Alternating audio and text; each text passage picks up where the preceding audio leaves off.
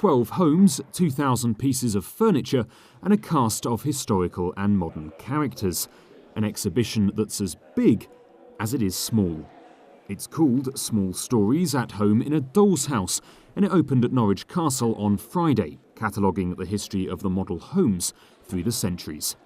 The dozen doll domains are on loan from the Victoria and Albert Museum of Childhood at Bethnal Green in London, as part of a tour that's already taken them to Finland and the USA. To be able to have the same exhibition here, we're really very fortunate. Some of them have been built up gradually, but others have been absolutely planned meticulously by their owners. Women couldn't own property, but they could own a doll's house.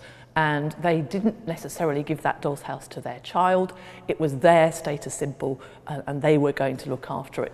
Nowadays, we're more used to thinking of dolls' houses as toys. Of course, you've got the doll, then there's the furniture to play with and the rooms to decorate.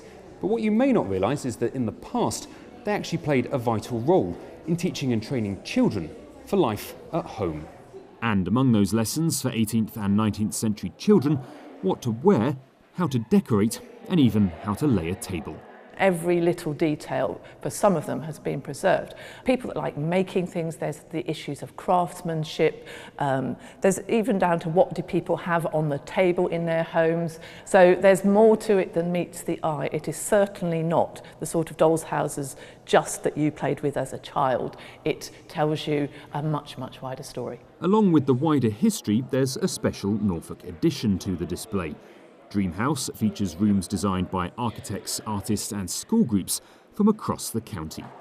And one of those hoping the exhibition will draw large crowds is the Antiques Roadshow's Fergus Gambon. We're more used to seeing him cast his expert eye over ceramics, but his love of dolls' houses goes back several decades. When I was a little boy, when my father would ask me what I'd like to do on a Saturday, I said, I want to go to Bethnal Green. And his eyes, his face fell because he thought, oh, not again.